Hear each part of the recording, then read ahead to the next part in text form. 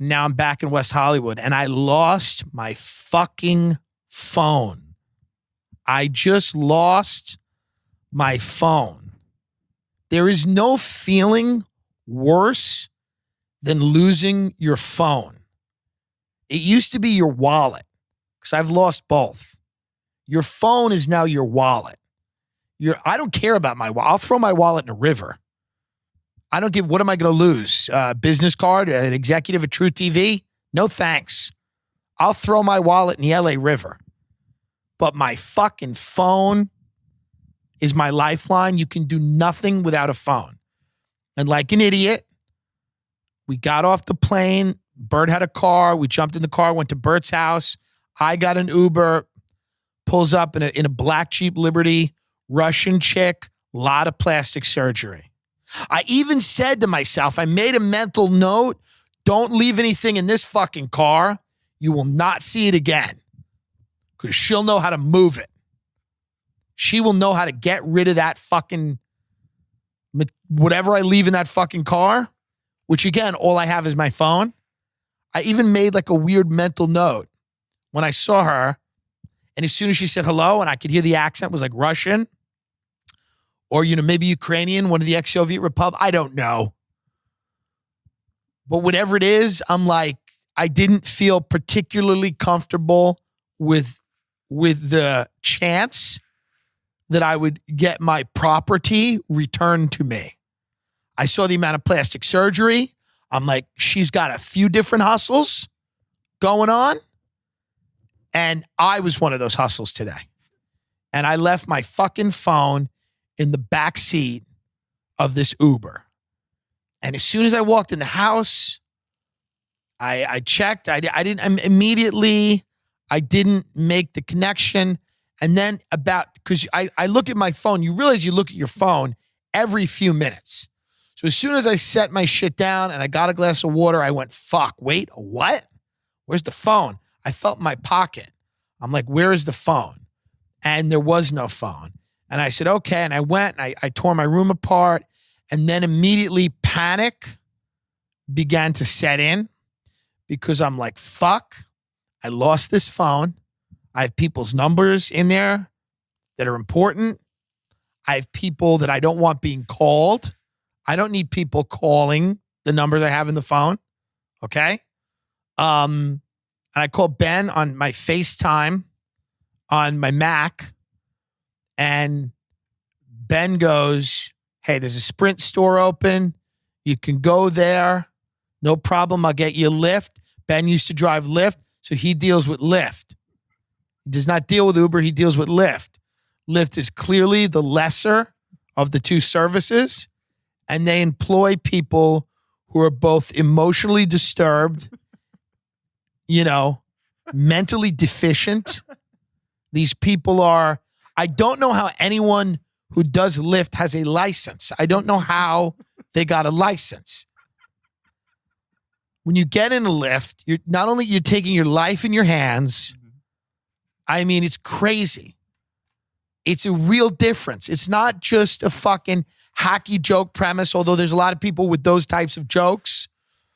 I forget. Maybe it was Alyssa in Paris. I think somebody on Twitter was like, she had a great tweet about like you getting an Uber versus getting in a Lyft, and you get, or maybe she did a video about it and you get in the Lyft and it's fucking mayhem. So I'm like, okay, I'm going to go now. And I don't know how long it's going to take, because if I have insurance, hopefully I have it. I think I have insurance. I didn't find my iPhone. I thought I did, but if the phone's off, it doesn't matter anyway. My phone was dead, so it didn't matter anyway. And I get into the Lyft with a MacBook, and a guy pulls up, bald guy. It's a Lyft, so it's a Chevy Cruze. It's a small, bright red Chevy Cruze. If I had a Chevy Cruze, boy, I would get it in a color that blended in. You know what I mean? Like, I would not advertise my Chevy Cruze with like a candy apple red. This is a Cruze. It's not a Malibu. This is a Cruze. The Cruze is the smaller car. It's like a 2-door. It looks like a lot of these cars now look like somebody shit a car. It is the literal aesthetic of the car. The shape is like it just plopped onto the street. And I get in the Cruise, and I have the MacBook because I said I'm going to have to call you back to order another one of these fuckers while I'm in Sprint. So I get in the Chevy Cruise with what I imagine is a lunatic. We drive to the nearest Sprint store.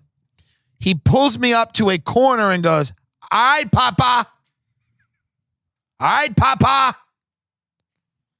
This is you. All right, Papa, this is you. Well, no, it wasn't me because there was no Sprint store. And I said, I'm looking for a Sprint store. He's like, no Sprint store, Papa.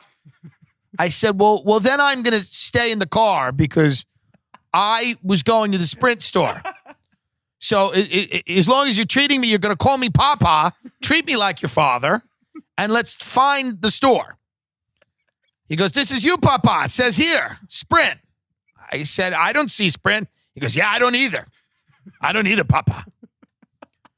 So I say to him, I roll the window down. I say to a guy, you know of any Sprint store in this area? You heard of one? Ever seen one? The guy goes, no. Keeps walking.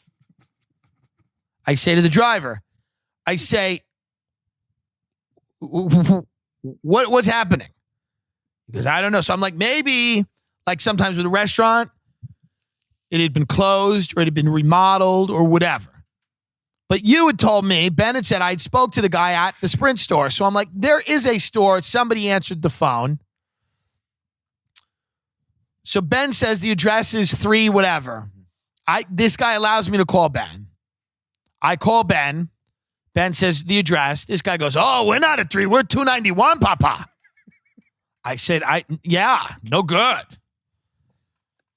He goes, Papa, maybe we should drive around and look for the Sprint store. I said, well, that would be lovely. That would be very nice if we could find the thing that I want to go to. Can we do that? Because that is the point of the service. I know it was fun to drive with you. He had Fleetwood Mac on, which I appreciate. He did not look like he was a Fleetwood Mac fan. I don't like to make rush judgments, but I did not think he would be getting into Stevie Nicks. And I said, well, that's nice. You know? We drive up and down the block. No Sprint store. We then we pull in front of this big parking garage. And he goes, maybe the Sprint store is in there. And I go, oh, I don't know, but I don't think so. I don't see any signs that say Sprint. So he goes, yeah, Papa, no good. I said, no, it is not good. I go, let me just have my friend Ben change the location on this. He goes, buddy, this is a pool. Can't change the location. I said, sir, it's not a pool. It's not a pool. He goes, yeah, this is a share. He goes, somebody else is going to come in here now. And I said, well, if somebody else gets in, that's fine, but I'm letting you know this right now. I selected the feature where I would just go to the place. This is not a situation. So he looks at the phone. He goes, you're right, Papa. I said, okay. So then we call Ben. Ben changes the address. This guy drops me off because I go, I don't have a phone. I'm not walking around LA with a MacBook like a psychopath going into different businesses going, can I use your Wi-Fi so I can FaceTime my friend so he can call me a lift? Because that's literally what I would have had to do. Hey, can I get on the Wi-Fi here so I can FaceTime him so I can get a lift back? And does anyone know where Sprint store is? And we got 10 minutes before Sprint closes. Because it's Sunday at 7, and who wants to work? Who needs hours? No one. Not in this country. Everybody's doing good. Nobody needs any overtime here. Not from what I see. Let's shut it down early. So I get back to the house. Now the phone is gone. My phone is gone. I got to go to Sprint tomorrow morning. You know, if you need, go get a potato and put a Marlboro Light in its mouth and watch that and then press play on your phone.